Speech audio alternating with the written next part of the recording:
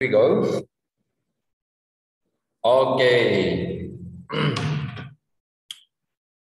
Kita akan memulai kelas kita pagi hari ini. Untuk pertemuan kali ini kita akan membahas bab 3. Ya, kita masuk ke bab 3 ya. Kemarin kan terakhir bab 2 itu masih membahas mengenai karya penyelamatan Allah melalui Yesus Kristus. Oke, tetapi sebelum itu mari kita mulai kelasnya dengan berdoa. Dan siapa yang akan berdoa?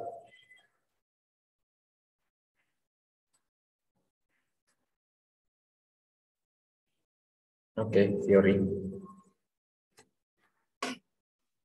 Mari kita berdoa. Tuhan Yesus, terima kasih untuk hari ini ya Tuhan. Bentar lagi kita mau mulai pelajaran Bible. Semoga semua materi yang kita pelajari hari ini bisa menjadi berkat untuk kita di masa depan. Semoga di semua DT hari ini kita bisa kerjakan dengan baik. Berkatilah Mr. Firman dan semua guru dan murid di Nobel. Terima kasih Tuhan. Dalam nama Tuhan Yesus kami berdoa. Haleluya. Amin. Amin. Oke, terima kasih. Presensi untuk semuanya ada Fiori, ada Vanessa, Wilson, Kitgo, sama Joabel. Oke.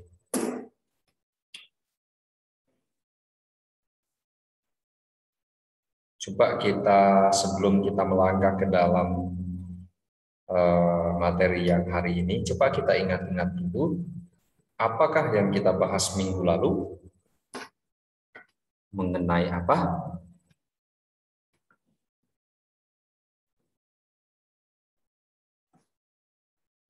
Jangan sampai benar-benar mengampuni. Pengampunan yang tak terbatas, yang Tuhan Yesus ngomong kayak 70 kali 7 kali kayaknya. Ya. Yang itu. Berarti kita harus mengampuni kayak orang yang bersalah kepada kita. Gak cuma 1 kali, tapi beneran harus. Aku ingat minggu lalu kita kemarin belajar tentang Petrus. Petrus ya, kenapa Petrus? Jawab. Menyangkal Tuhan. Petrus itu bisa jadi orangnya konyol atau lucu, terus juga berani. Ya, oke, good. Ada yang lain? Wilson? Aku tahu bisa. Ya, oke. Kayak seorang hamba yang berutang kepada raja dan rajanya rasa kasihan habis itu, dan hamba tersebut itu menagih utang kepada temannya tanpa menagih utangnya kepada temannya, dan kayak itu nggak mau saya mengampuni gitu. Ya, okay. Itu di dalam ayat bacaannya ya. Oke.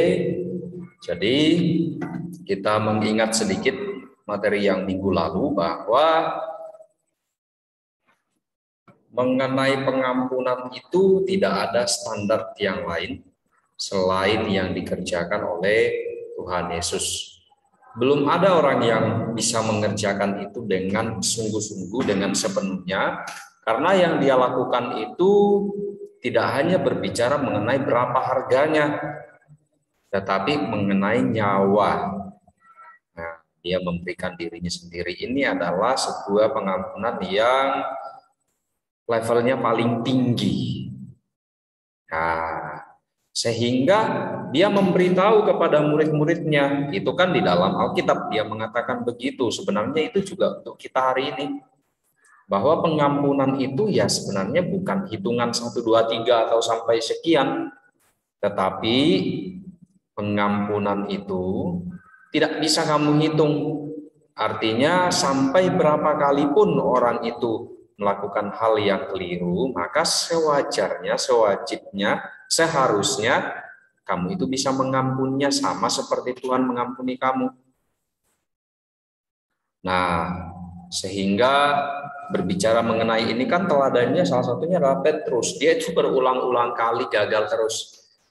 Ya, di sana dia memiliki sebuah keberanian, ya, kemudian Meskipun yang dia kerjakan konyol-konyol juga, salah inilah, salah itulah, tetapi Tuhan tidak pernah mengabaikannya, membiarkannya di dalam kegagalan. Tuhan mengajar dia terus sampai pengampunan ini karena memang tidak terbatas, sampai Petrus itu menjadi seorang penulis kitab. Dia punya kitab 1 Petrus, 2 Petrus. Luar biasa kan? Orang yang tadinya seperti itu, coba kalau dibiarkan tidak, misalnya dia ketika gagal 2 atau 3 kali, Tuhan sudah membuang dia, kita tidak tahu seperti apa nasibnya. Nah, inilah pengampunan Tuhan yang luar biasa. Sehingga ada Petrus yang seperti itu. Kalau anak-anak itu membaca kitab-kitabnya Petrus itu hebat loh, isinya luar biasa. Ya, oke. Nah, sekarang kita akan lihat, kita masuk ke dalam bab yang ketiga. Di sini judulnya adalah baptisan sebagai tanda menjadi milik Kristus. Oke. Setiap kali kita melihat judul, kalau ada bab yang baru itu perhatikan judulnya dulu. Oke, jangan langsung berpikir ini isinya apa ya. Lihat judulnya dulu. Oke, jadi dibiasakan mata pelajaran apapun sama. Ketika kamu berjumpa dengan judul, lihat judulnya itu apa, terdiri dari kata apa saja, misalnya baptisan. Maka akan muncul pertanyaan, oh baptisan, apa itu baptisan? Kemudian menjadi milik Kristus. Ya, jadi setiap judul itu sudah mengandung kata kunci yang akan dibahas di dalam materi itu. Ada 2, yaitu baptisan sama menjadi milik Kristus. Dan ini juga disebut tanda. Oke. Nah, jadi pemahaman tentang baptisan itu kan banyak jenisnya. Maksudnya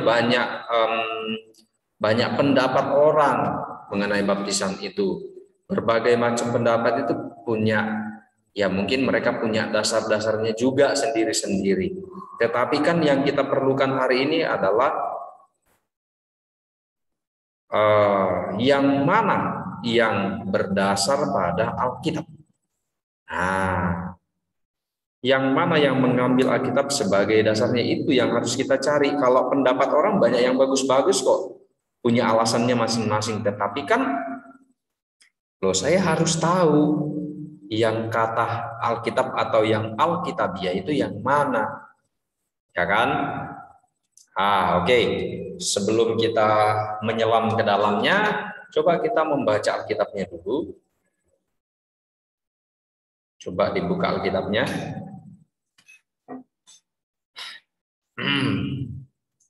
Wilson, buka Alkitab.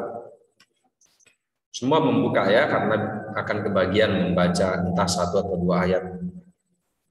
Aku nggak punya Alkitab. Ya, kamu bisa menggunakan yang online, yang Alkitab elektronik.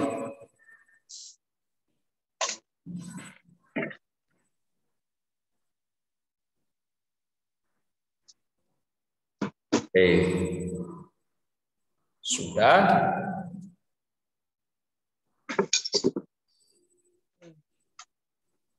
Kita mulai membuka kitab Kisah Para Rasul dulu. Semuanya membuka, meskipun yang baca 1, tapi semua harus melihat juga.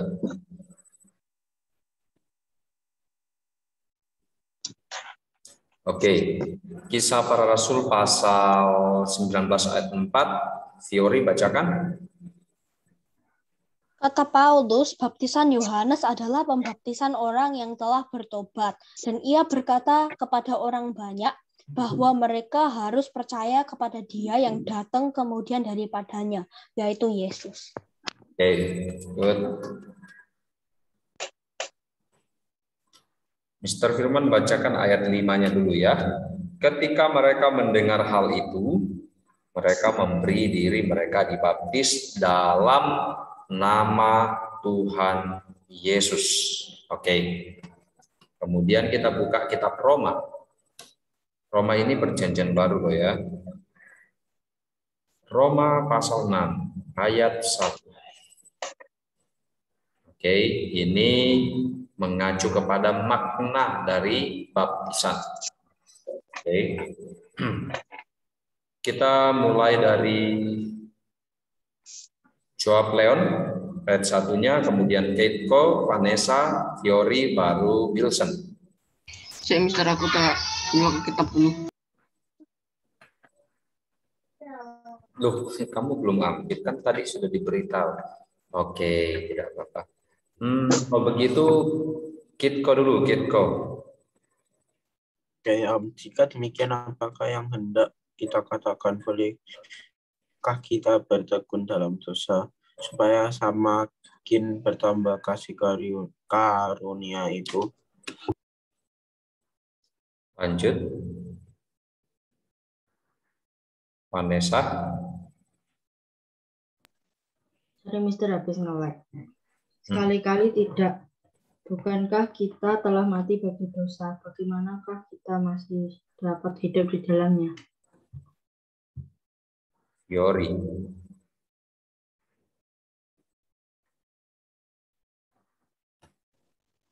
Atau tidak tahukah kamu bahwa kita semua yang telah dibaptis dalam Kristus telah dibaptis dalam kematian?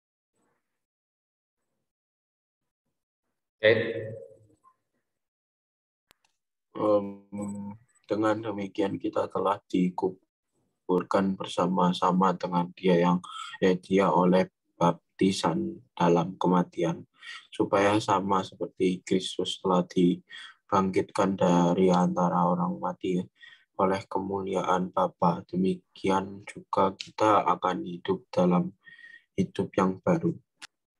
Wilson.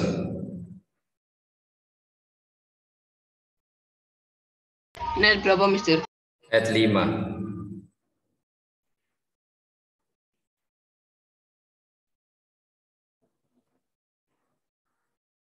Wilson.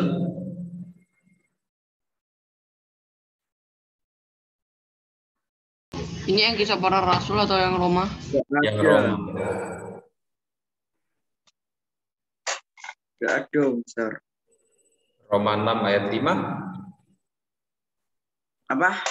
Roma pasal Yang 6 sebab ayat 5. jika, Mister yang sebab jika itu kah? Ya. Bab 3. Wilson sudah ketemu?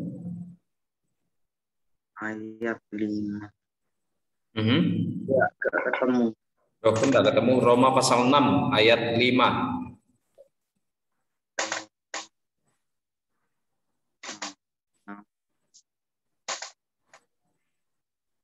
Manusia lama. Nah, Yang itu. bukan sebab jika. Coba lihat dulu, perhatikan judulnya itu Roma pasal 6 ayat 5.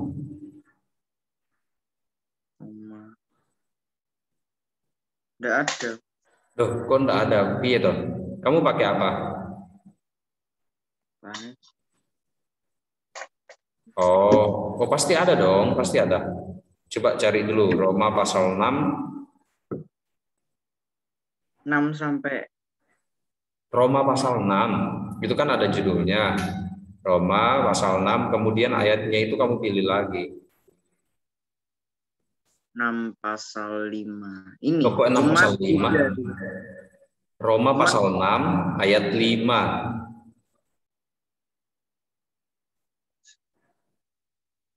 Ya ini cuman beda tulisan. Gimana coba? Manusia lama, istilah ini menunjuk yang sejati, di dalam dia akan hidup yang baru. Roma. Oh, bukan itu. Kayaknya kamu salah buka kitab itu. Roma. Oke, jawab dulu deh, jawab. Mati dan bangkit bersama Yesus kan? Ayat 5. Ya. Iya ini. Yang Roma kah? Roma. Mister Firman, sorry. Mister Firman. Ya, Rizkani. Wilson itu kitabnya betul apa enggak ya? Soalnya kan Wilson kalau nggak salah Katolik ya. Sama kok, sama. Kalau untuk Sama kitab ini ya? sama. Dia cuma Ya, ada tambahannya aja. Coba jawab. Nanti beda. Oh, sama. Mungkin dia salah buka itu. Yang sebab jika kah? Ya, sebab jika. Sebab jika kita telah menjadi satu dengan apa yang sama dengan kematiannya, kita juga akan menjadi satu dengan apa yang sama dengan kebangkitannya. Oke. Ayat 6. Mr. Firman yang baca ya. Karena kita tahu bahwa manusia lama kita telah turut disalibkan supaya tubuh dosa kita hilang kuasanya, agar jangan kita menghambahkan diri lagi kepada dosa. Oke, Wilson, nanti kalau kamu buka Alkitab online itu, buka yang kamu ketik itu kalau kamu buka di Google itu namanya Alkitab online. Itu ada 3 pilihannya yang paling utama ditampilkan di atas. Itu bisa kamu pakai 3-3-nya. Will, aku udah kirim ke kamu. Aku copy paste. Aku juga udah kirim, udah dibuka. Ya, itu mirip Wilson. Kalau kamu pakai yang online loh ya, itu sama. Oke. Nah, dari ayat yang kita baca nih, ini kan berbicara mengenai makna dari baptisan. Ia menceritakan baptisan itu sebenarnya tujuannya kemana, sasarannya untuk apa. Tetapi sebelum masuk di dalam pengertian itu, coba ini ada pertanyaan nih, harus dijawab. Setiap orang coba boleh mengutarakan pendapatnya. Apa itu baptisan? Menurut pendapat kalian yang kalian tahu, ya Fiori apa? Kayak pembersihan dari doa gitu. Karena Dari waktu doa. Yesus Doa atau dibaptis dosa? itu, hah? Doa atau dosa? Oh, dosa. Dosa. Oke, terus. Oke, Agar kayak sama dengan Kristus gitu. Kayak hidup yang baru, hidup kedua. Rohani yang dengan Yesus gitu. Oke, itu jawabannya Fiori ya. Mari kita dengarkan jawabannya Kitko. Maling itu tuh kalau baptisan itu artinya kayak dosa kita ketika misalnya baptis itu kayak Mister, aku izin ke toilet ya, Mister. Ya, dihapuskan gitu, kayak dosa dihapuskan habis itu dosanya dihapuskan dihapuskan gitu. Oke. Mulai hidup baru juga kayak teori itu habis itu dan kayak lebih dekat lagi dengan Tuhan Yesus. Berarti kalau menurut Kitko itu kaitannya dengan hubungan dengan Tuhan gitu ya. Oke. Wilson. Bentar tak baca. Bentar. Aku tadi tidak Papio ngerti soalnya.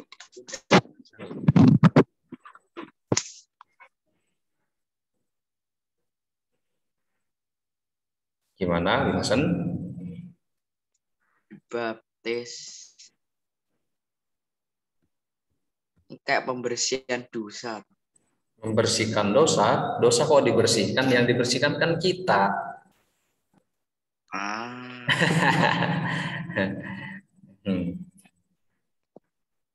Gimana? Ini aku gak ngerti aku. Ya, yang kira-kira ada di pikiran ketika saya bertanya seperti itu apa coba? Aku ngerti cuman nggak bisa ngomong. Oh, oke. Kalau begitu berarti saya kasih kesempatan sambil dipikirkan dulu. Vanessa? Menurutku baptis itu kayak ya pembersihan, kita dibersihkan dari dosa, terus kita lebih menerima Tuhan lagi lebih dekat gitu. Oke. Kita sambil nunggu Wilson ya, karena nanti dia akan jawab. Dari jawaban kalian yang itu, Mr. Firman itu bisa menyimpulkan karena jawaban kalian semuanya mirip, hampir sama. Artinya kalian menganggap baptisan itu adalah pembersihan diri dari dosa, kemudian akhirnya saya memiliki hidup yang baru. Oke, Fiori, kenapa? Aku ingat sesuatu dari kelas 5. Baptis itu kayak dilahirkan kembali secara rohani. Oh, bagus lagi. Oke. Sip. Nah, Ini nih yang kayak gini nih, kita sambil diskusi berkembang jadinya. Oke, baptis itu atau baptisan itu juga boleh dikatakan kelahiran kembali ya. Begitu ya, Fiori? Ya, very good. Oke. Jadi pengertian kita itu harus berdasar kepada firman Tuhan.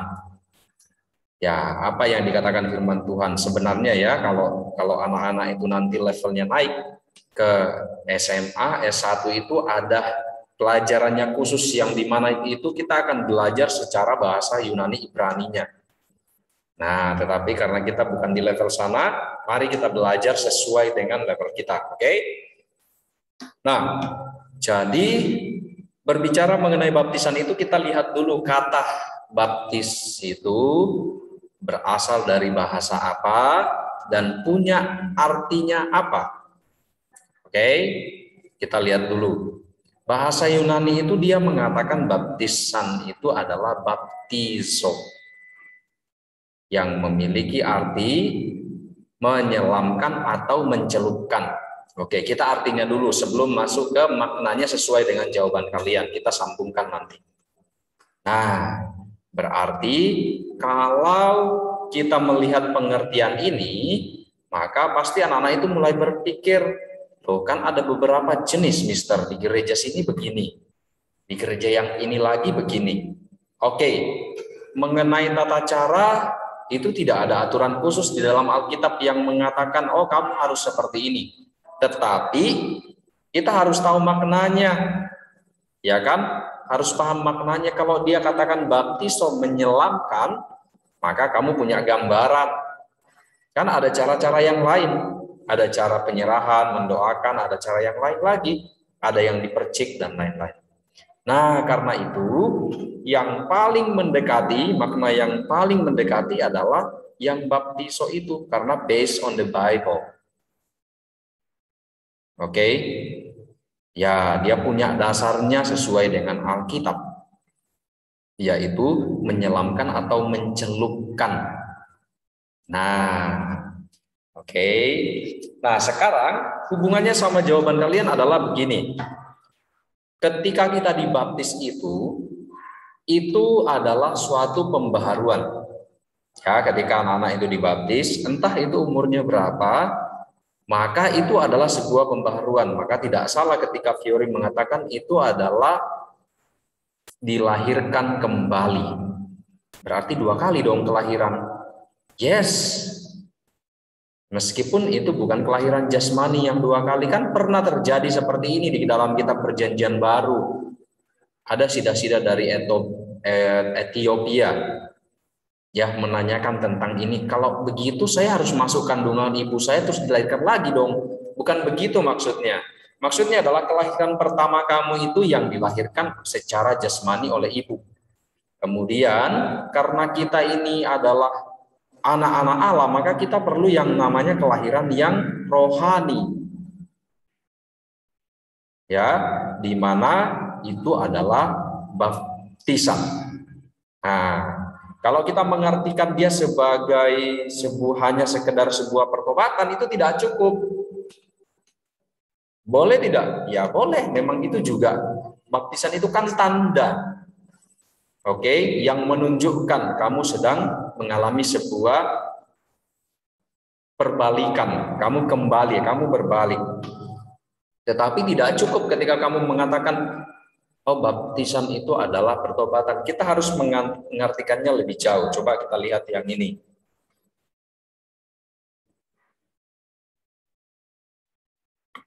Oke, ini kelihatan masuk ke dalam Allah Tritunggal. Tadi kalian sudah baca ayat-ayatnya ya. Jadi ketika kita dibaptis itu bukan syarat masuk gereja. Harus ingat loh ya. Ada yang mengartikan seperti itu, soalnya banyak orang mengartikan seperti itu. Dia artikannya katanya baptisan itu adalah syarat untuk menjadi anggota jemaat. No, tidak ada seperti itu di dalam Alkitab. Itu pemahamannya manusia, konsep yang dibangun sendiri. Jadi misalnya nih, misalnya Fiori dibaptis di gereja tertentu, itu bukan berarti supaya dia bersyarat jadi jemaat di situ, bukan. Tetapi ketika kita dibaptis, kita itu masuknya ke dalam Allah Tritunggal, bukan masuk ke organisasi. Ya kalau masuk ke organisasi ya cukup mendaftar aja lah, ngapain harus dibaptis. Karena banyak organisasi gereja kan, banyak yang membangun denominasi itu banyak. Nah, jadi sesuai dengan ayat yang kita baca tadi, kita itu dibaptis dalam Kristus. Artinya kita dibaptis dalam kematiannya, kemudian juga di dalam kebangkitannya. Kalian lihat contohnya ini ya, yang gambar ini. Ketika kamu ditenggelamkan, ya, ketika baptisan itu ada yang ditenggelamkan, maka itu artinya kamu itu seperti dibawa masuk ke dalam kematian Kristus. Jadi waktu kamu ditenggelamkan, ikut segala perbuatan dosa, ya, yang namanya manusia lama, yang namanya keinginan daging, itu ikut dimasukkan ke dalam situ. Lalu kalau sudah dinaikkan, apa maksudnya, Mister? Kalau dia dinaikkan, itu memiliki makna, yaitu kebangkitan. Ya, kebangkitan. Jadi manusia lama itu udah ikut tenggelam di dalam air ini. Sama dengan perlambangan kematian Kristus. Ketika dia mati, maka dosa-dosa itu ikut di dalam situ. Oke? Nah, sehingga begitu kamu naik, ya, dinaikkan, maka itu adalah sebuah kebangkitan. Sudah yang tampil itu sudah manusia baru tadi yang kalian sebut, yang kalian bilang katanya supaya menjadi manusia yang lebih baru dengan hidup yang lebih baru. Itu satu rangkaian.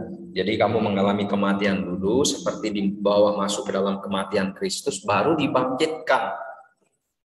Nah, setelah itu ini baru terjadi yang namanya kelahiran kembali. Kamu sudah dilahirkan kembali dari air dan roh. Nah, itu ya. Jadi pengertian baptisan itu memang sepertinya sedikit agak susah juga dipahami, tidak terlalu gampang. Karena apa? Karena konsep orang-orang itu berbeda-beda maknanya. Nanti kamu agak bingung lagi. Nanti kan Mr. Hilman akan tanya di bagian terakhir itu mengenai dua jenis baptisan yang diperdebatkan oleh orang-orang, banyak yang memperdebatkan.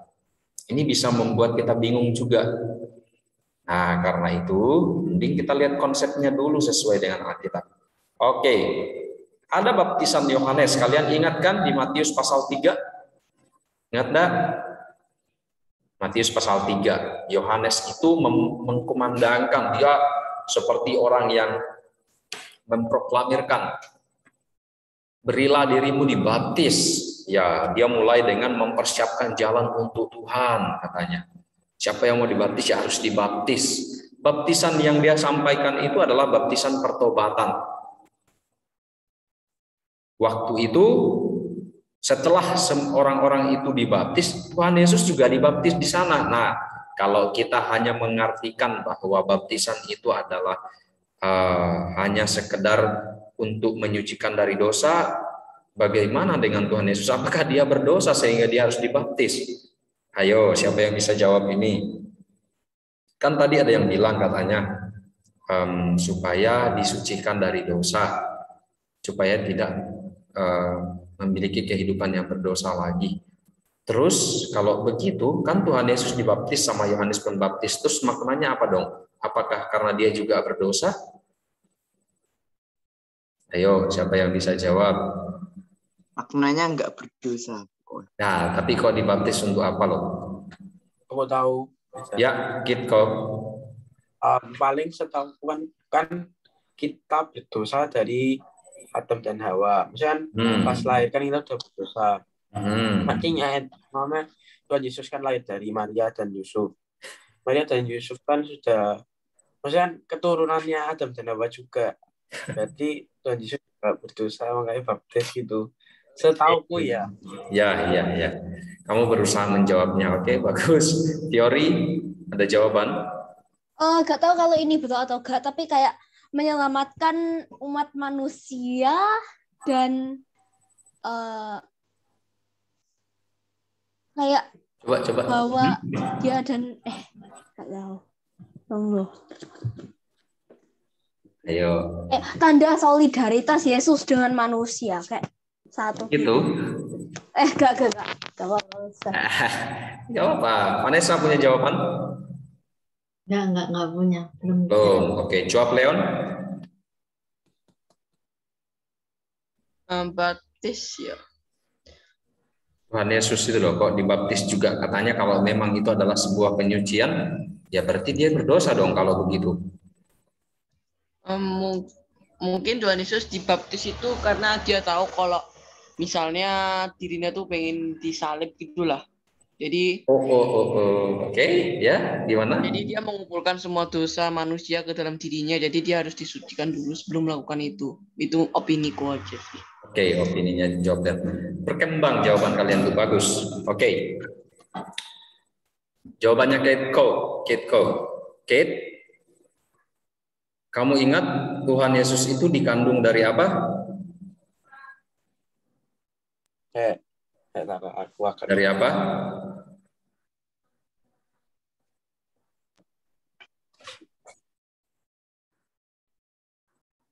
Dari apa, Kate?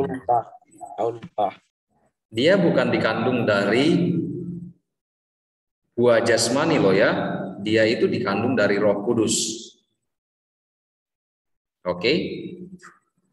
Maria dan Yusuf itu tidak ada hubungan waktu Tuhan Yesus dikandung. Dia otomatis mengandung.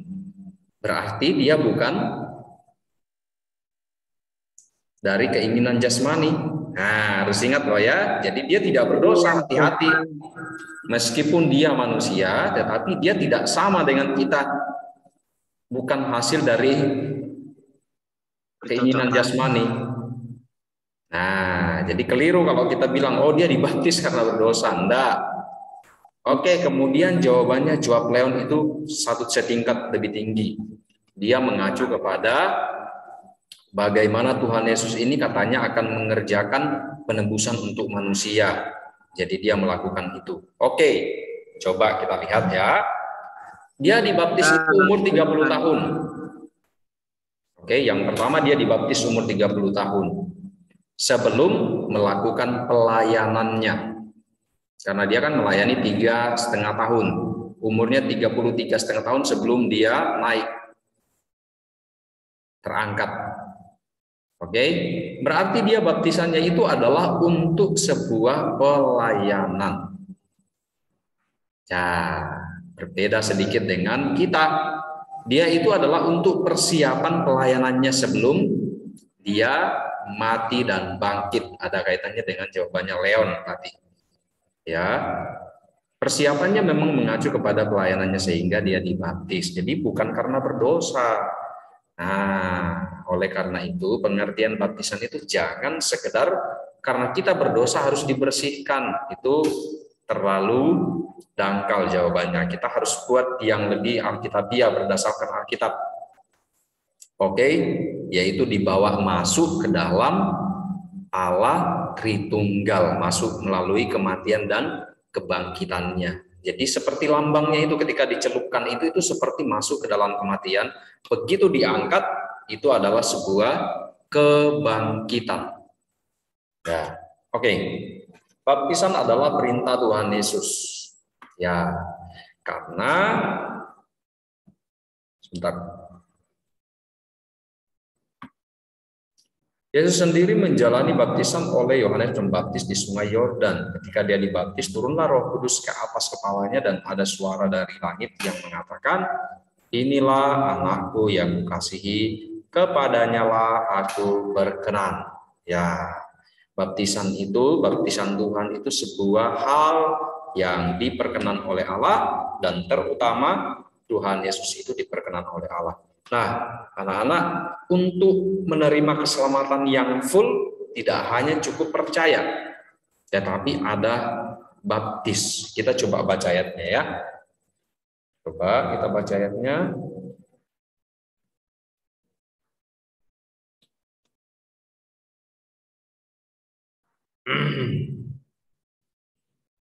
Coba satu orang membuka Markus 16 ayat 16.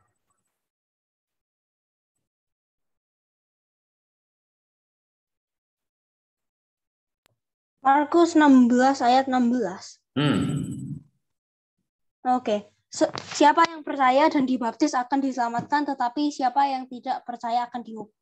Oke, percaya dan dibaptis akan diselamatkan. Oke, keselamatan kita itu tidak cukup hanya percaya. Ya, tidak cukup hanya mengatakan, oh aku percaya Tuhan Yesus, aku mulai percaya secara pribadi itu sejak SD misalnya. Tapi kamu harus ada sebuah pernyataan dengan baptisan, karena ada dan itu punya makna. Artinya dia itu lengkap jika ada baptis. Kalau cuma percaya saja tidak cukup, karena ada dan, percaya dan dibaptis baru lengkap. Oke, kalau tidak salah dan itu dipakai di matematika sebagai syarat terikat ya atau apa ya bahasanya itu, kalau tidak salah syarat terikat. Artinya dia itu setara. Dia itu dipakai, yang pertama dipakai, yang kedua juga harus dipakai. Oke. Nah, berarti dia juga baptisan juga adalah syarat untuk keselamatan, supaya diselamatkan. Oke. Ini pertanyaan yang saya bilang, bagaimana nih? Mana ini menjawabnya? Pernah dengar toh? Kalian pernah dengar enggak ini? Selam percik. Kan ada baptisan selam, ada yang dipercik. Yang mana? Bukannya selam itu di bawah air? Selam itu ditidurin, orangnya ditidurin terus masukin bawah air. Ini loh, ini nih. Nih. Ya itu selam. Iya. Ya. Itu selam. Terus percik itu yang di sprinkle. Ya, dimuncratin airnya ke wajah gitu. Yes. You know, sprinkle. Oke, ayo dijawab. Jadi yang selam itu kayaknya Kristen, tapi yang percik untuk Katolik. Kayaknya Begitu? sih. Oke, sekarang yang saya minta adalah based on the Bible. Based on the Bible. Kayaknya selam sih. Kayaknya selam. Iya, Sih. karena aku gak inget Tuhan Yesus kayak dipercik gitu. Diselam. Oh. Gitu. Oke. Semuanya jawabannya sama? Aku dipercik. Ya, why? Saya mau tanya alasannya. Why? Ya soalnya di gereja biasanya percik. Itu di gereja. Yang saya tanyakan adalah sesuai dengan Alkitab itu seperti apa? Ini bukan mempersoalkan loh ya. Mau dipercik, mau selam itu kita tidak boleh mempersoalkan itu. Itu adalah tata cara. Tetapi yang kita baca di dalam Alkitab yang mana nih? Kelihatannya percik. Kok percaya sama percik? Masa Jawab Leon. Ya, Mister. Apa jawabanmu?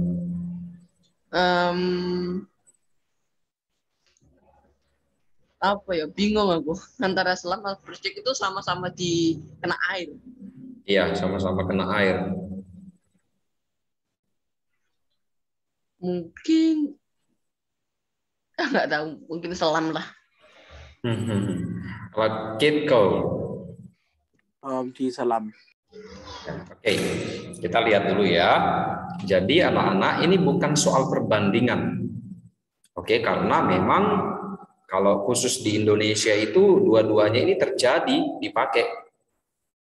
Nah, makanya kan kenapa Mr. Firman pertanyaannya itu kamu pilih bukan kamu pilih mana.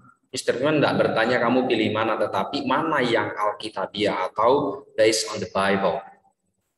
Because our only standard is Bible.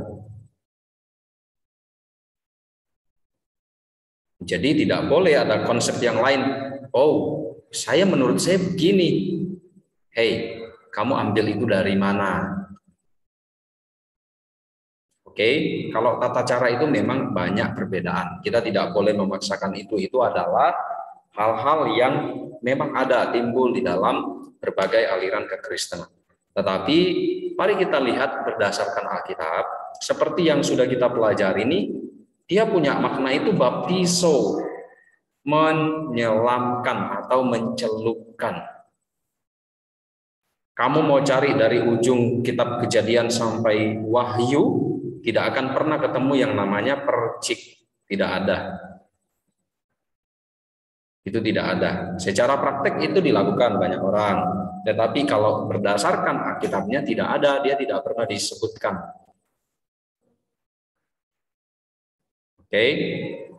Nah, jadi kalau kita menjawab secara dasar harus tahu ini tertulis apa tidak. Karena sebelum kita melakukan sesuatu harus tahu dasarnya, harus tahu pondasinya. Tidak boleh melakukan hal itu tanpa mengerti. Ya saya lakukan mister karena saya ikut orang tua, salah. Kamu itu percaya Tuhan Yesus ikut-ikutan atau benar-benar secara pribadi? Ya harus secara pribadi dong. Iman itu kan pertanggungjawabannya setiap orang. Bukan mama papa. Jadi kalau kamu lihat mama papa lalu kamu ikut juga, terus tiba-tiba misalnya itu tidak terlalu tepat, keliru piye. Oh ya Mister, aku pengen tanya sesuatu. Ya. Ini bukannya aku tidak percaya loh ya.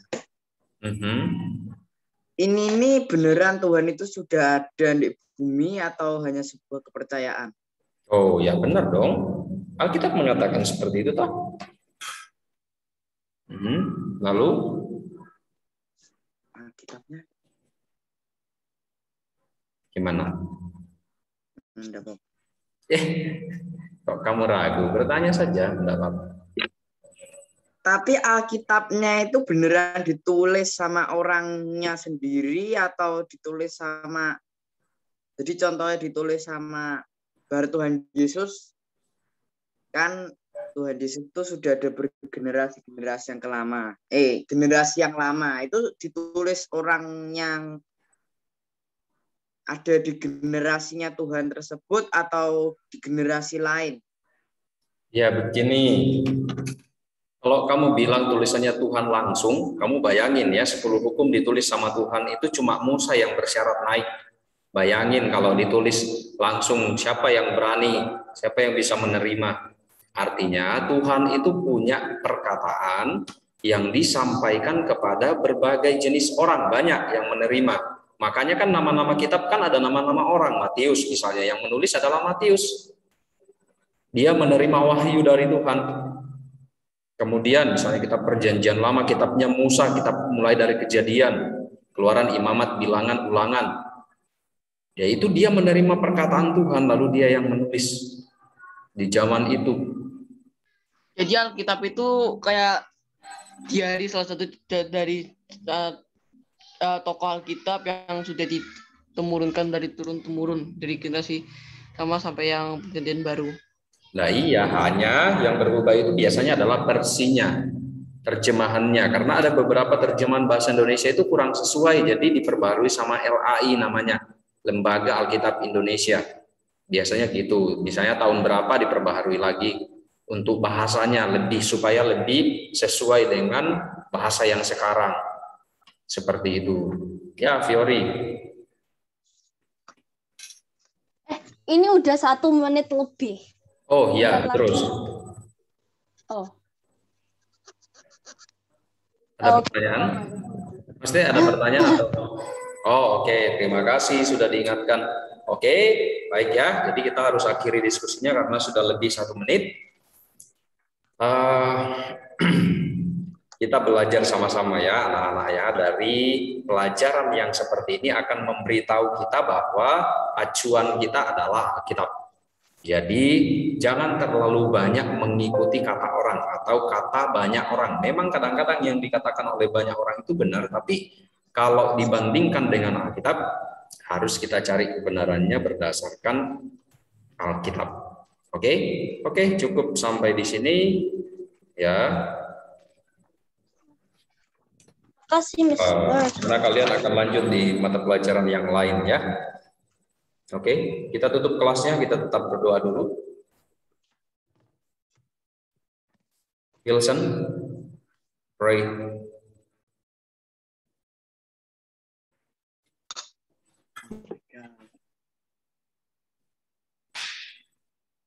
Aku udah bisa berdoa. Singkat saja tidak apa-apa. Yuk. Aduh, selalu dipilih. Bapak Putra Kudus.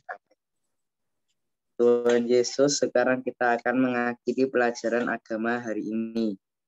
Semoga ilmu yang diberikan oleh Mr. Firman bermanfaat untuk kita, para murid untuk semua grade. Terima kasih Tuhan. Semoga Engkau memberkati kami agar kami dapat terus membimbing ilmu yang baik. Terima kasih Tuhan. Amin. Terima kasih Wilson. Very good. Oke, terima kasih anak-anak ya. Mohon maaf saya lewat 2 menit.